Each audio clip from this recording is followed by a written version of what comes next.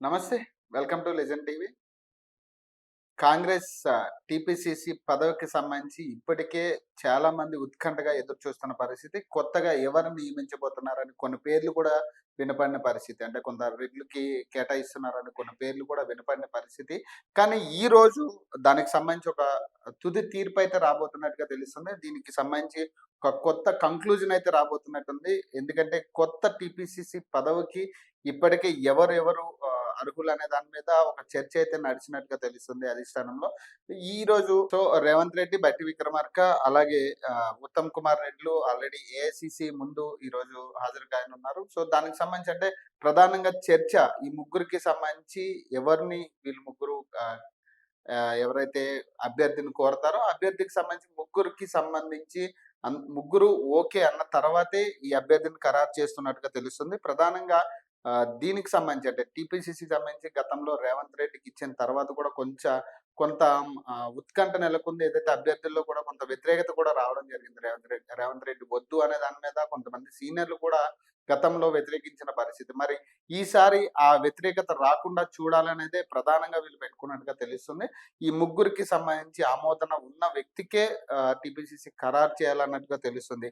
అలాగే ఇప్పుడు ప్రధానంగా వినపడుతున్న పేర్లు టీపీసీసీ ఫైనల్ లిస్ట్‌లో బీసీ సామాజిక వర్గం నుంచి ఎంపీ మధు యాస్కికి, అలాగే ఎస్సీ సామాజిక వర్గం నుంచి అడ్లూరి లక్ష్మణ్, అలాగే ఎస్టీ సామాజిక వర్గం నుంచి బలరాం నాయక్ పేర్లు ప్రధానంగా వినపడుతున్నట్టుగా తెలుస్తుంది. కానీ ఈ ముగ్గురులో ఎవరు అంటే ఇప్పుడు రేవంత్ రెడ్డి గాని, అలాగే బట్టి విక్రమార్క గాని, ఉత్తమ్ కుమార్ రెడ్డి గాని ఎవరినైతే ముగ్గురు కలిసి ఆహ్, ఆహ్, చెప్తారో ఆ పేరు ప్రధానంగా తీసుకున్నట్టుగా తెలుస్తుంది. అలాగే ఈ ముగ్గురు పేర్లతో పాటు కొన్ని పేర్లైతే వినపడుతున్నట్టు పరిస్థితి. అలాగే ఎవరైతే కోమటిరెడ్డి వెంకటరెడ్డి గాని, రాజగోపాల్ రెడ్డి పేర్లు కూడా కొంత చర్చనీయాంశంగా వినపడుతున్నాయి. ఎందుకంటే రెడ్లకి కేటాయించబోతున్నారు ఈసారి సీట్లు.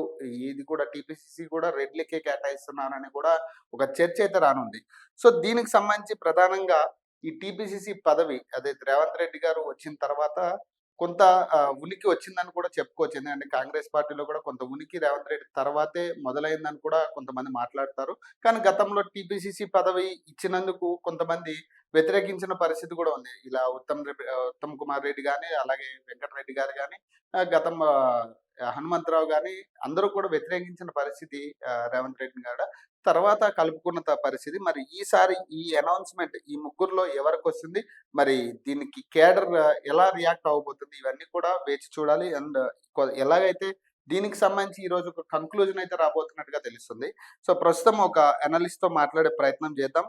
ఆహ్, ఏం చెప్తారు దీని గురించి? పశుపతి గారని ఒక అనలిస్ట్‌తో మాట్లాడే ప్రయత్నం చేద్దాం. ఆయన ఎలా దీని గురించి ఆయన విశ్లేషణలో ఏం చెప్పబోతున్నారనేది. సార్ ఏం లేదు. ఇప్పుడు టీపీసీసీ దానికి సంబంధించి ఆల్రెడీ చర్చనీయాంశం అయింది. మనకు తెలిసిందే. గతంలో గూడా రేవంత్ రెడ్డి గారికి ఇచ్చిన తర్వాత కొంతమంది సీనియర్‌లు వ్యతిరేకించారని కొన్ని వార్తలొచ్చినాయి. మరి ఇప్పుడు టీపీసీసీ మీరేమంటారు సార్? మీ విశ్లేషణ పరంగా మీరేమంటారు? ఓకే.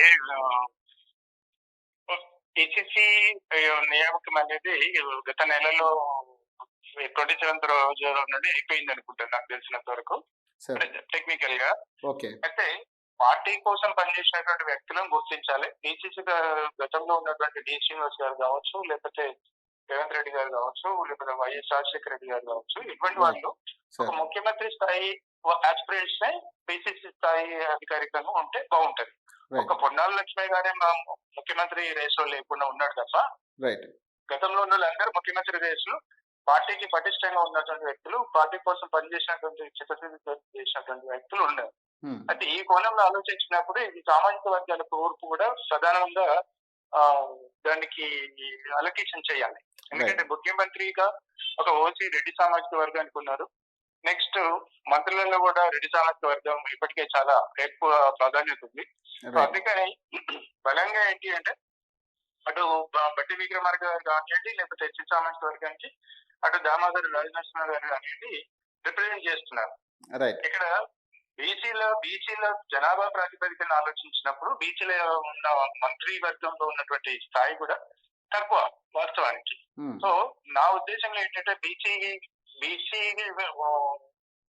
కమ్యూనిటీకి చెందినటువంటి వ్యక్తిని ఎన్నుకుంటే సరైనటువంటి న్యాయం చేసినటువంటి ఉమ్, భావన ప్రజల్లో పార్టీ కార్యకర్తల్లో ఏర్పడుతుంది. ఇంకోటి సార్ అయితే ప్రధాన చర్చ ఇంకోటేంటంటే, ఇప్పుడు ఈ రోజు ఎవరైతే బట్టి విక్రమార్క గాని, లేదంటే మన రేవంత్ రెడ్డి గారు గాని వెళ్ళిన సందర్భంలో ఈ ముగ్గురు ఎవరైతే ఉత్తమ్ కుమార్ రెడ్డి గారు కూడా ఉన్నారు ఇందులో.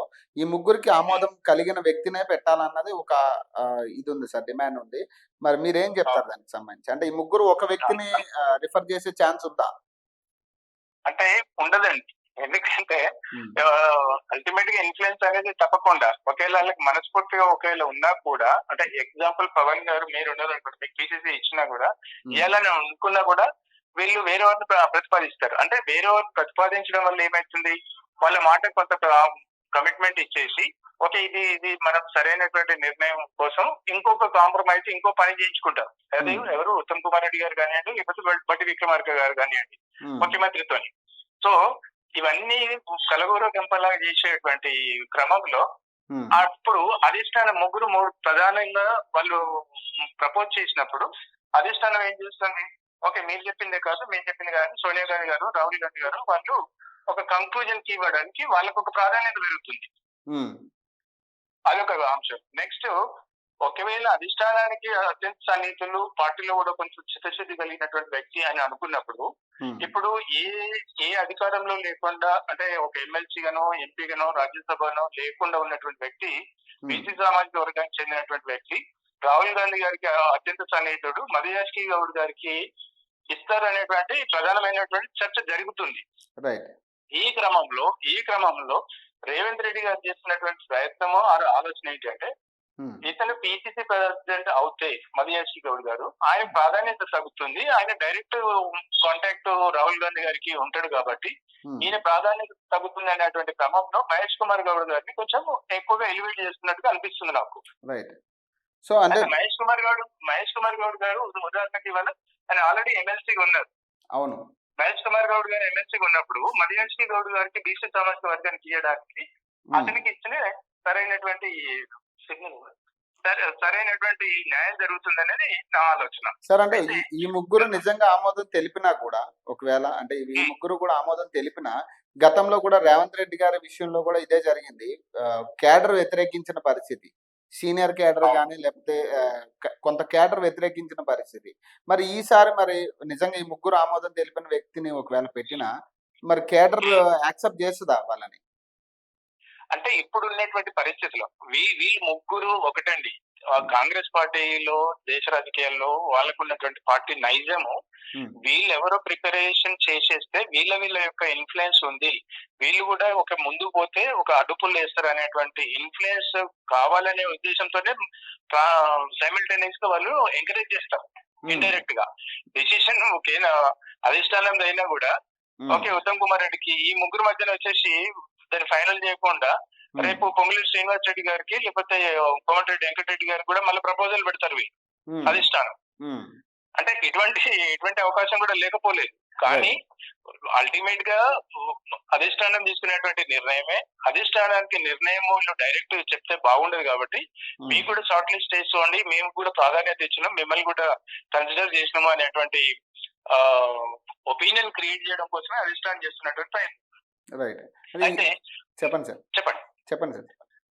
అయితే అధిష్టానం అల్టిమేట్ గా కాంగ్రెస్ లో అధిష్టానం ఒకప్పుడు రాజశేఖర రెడ్డి గారు అంటే ఆయన ఇండివిజువల్ గా అధిష్టానాన్ని కన్విన్స్ చేసేటువంటి పరిస్థితులు ఉన్నా కూడా కొన్ని నిర్ణయాలు తీసుకోలేదు. ఇవాళ తెలంగాణ రాష్ట్రంలో కాంగ్రెస్ పార్టీలో రేవంత్ రెడ్డి గారు ఒంటరిగా ఎటువంటి నిర్ణయం తీసుకోలేని పరిస్థితి ఉంది. హ్మ్. ఇలా మంత్రివర్గంకి వెళ్ళినా ఇంకోరు బట్టి విక్రమార్క గారినో శ్రీధర్ బాబు గారినో ఇంకోరు తీసుకుపోవాలి, ఇంకో నిర్ణయానికి పోతే లేకపోతే పొంగులేటి శ్రీనివాస్ రెడ్డి గారిని ఆయన తీసుకుపోవాలి. ఇటువంటి క్రమంలో వాళ్ళు చెప్పింది వాళ్ళు వినరు. సో నాకున్నటువంటి అవగాహన ప్రకారం అధికారం కూడా వాళ్ళకు ఎటువంటి లేని పరిస్థితుల్లో మధుయాష్కి గౌడ్ గారికి బీసీ సామాజిక వర్గానికి ఇస్తే ఆయన కూడా ఒక పెద్ద నేర చరిత్రనో లేకపోతే ఆయన కూడా ఒక నెగిటివ్ ఎక్స్పెక్ట్ ఏం లేవు. హ్మ్. ప్లస్ అందులో గతంలో అధికారంలోకి రావడం కోసం మొన్న జరిగినటువంటి అసెంబ్లీ ఎన్నికల్లో అధికార పార్టీ పగ్గాలు చేపట్టడం కోసం ఆయన ప్రచార కమిటీ చైర్మన్ గా కూడా ఉన్నారు కాబట్టి రైట్. ఆయన అభిమానులు ఆయన కూడా ఎక్కువగా ఆశాభావాన్ని వ్యక్తం చేస్తున్నట్టు నా అభిప్రాయం. సార్ అయితే ఈ రోజైతే ఒక తీర్పు అయితే రాబోతుందంటారా? లేదంటే మళ్ళీ ఇది కంటిన్యూ అవుతుందంటారా మళ్ళీ? గతంలో కూడా రెండు సార్లు చేశారు. ఇప్పుడు అవును. చర్చ జరగాలి వాళ్ళకు. ఎందుకంటే మంత్రివర్గ విస్తరణ కూడా గతంలో అనుకున్నారు. పిసిసి అధ్యక్షుని కూడా గతంలో అనుకున్నారు. ఇప్పుడు రాష్ట్రంలో జరుగుతున్నటువంటి సమీకరణలను దృష్టిలో పెట్టుకొని హ్మ్. దీన్ని ఒకటే రోజు క్లోజ్ చేయరండి అధిష్టానం. హ్మ్. మంత్రివర్గాన్ని కూడా అలా నానబెట్టి అది ఒక 2 నిమిషాల ముందు మీకు చెప్పాను. రైట్. దీన్ని ఇట్లా పెట్టేసి వాళ్ళ ఎవరి వాయిస్ ఎంత గట్టిగా ఉంది ఏంటి అనేది ఒక కన్సిడరేషన్ తీసుకుంటారు మళ్ళీ. హ్మ్. మళ్ళీ నెక్స్ట్ రివ్యూలో మళ్ళీ చేస్తారు. కాకపోతే ఏంటి ఒక సిద్ధాంతపరంగా లేకపోతే టైమ్ లైన్స్ ప్రకారం ఒక నెల సమయం అయిపోయింది ఆల్రెడీ నాకు తెలిసి. అవును. ఎవరిది రేవంత్ రెడ్డి గారు పిసిసి అధ్యక్ష అవును. టైం కాలం ముగిసింది కాబట్టి దీన్ని మంత్రివర్గ విస్తరణకు దీనికి పోల్చలేము. కాకపోతే నేనైతే ఈ రోజే ఫైనల్ అవుతుందనేంతటి కంక్లూజన్ కి అయితే వస్తారని నేను అనుకోవట్లేదు. Right sir. Right sir. Thank you sir. Thank you. Okay అండి. రైట్. థాంక్స్. అనలిస్ట్ పశుపతి గారు చెప్పే విషయం ప్రకారం చూసుకుంటే గప్పుడికే 2 సార్లు దీన్ని ఏదైతే చర్చలు జరిగినాయి కాబట్టి మరి ఇప్పటికే దాన్ని ఖరారు చేయాలి. ఆల్రెడీ రేవంత్ రెడ్డి గారు టీపీసీసీ అయిన దానికి ఆయన డెడ్‌లైన్‌కి ఒక నెల ఆల్రెడీ లేట్ అయింది కాబట్టి ఖచ్చితంగా ఇప్పటికే అనౌన్స్ చేయాలి. మరి ఈ ముగ్గురు ఆమోదించే వ్యక్తి ఒకరై ఉండాలంటే ఖచ్చితంగా ఈ ముగ్గురు ఒక వ్యక్తినైతే ఆమోదించరనేది ఆయన చెప్పేది. సో, అట్లాగే ఏదైతే మధు యాష్కి గారికి ఆయన ట్రాక్ రికార్డ్ అంతా చూసుకుంటే ఆయన కొంచెం సమన్వయం చేయగలరు దీనికనేది ఒక వాదన వినపడుతుంది. చూడాలి అంటే దీనికి సంబంధించి ఎలాగ నిర్ణయం తీసుకుంటారో దీనికి మళ్ళీ ఇక్కడ కాంగ్రెస్ క్యాడర్ తెలంగాణ కాంగ్రెస్ క్యాడర్ ఎలాగ దీన్ని ఆమోదం పలుకుతుందా లేదా? మళ్ళీ ఇష్యూస్ రైజ్ అవుతాయా? ఇవన్నీ కూడా చూడాలి.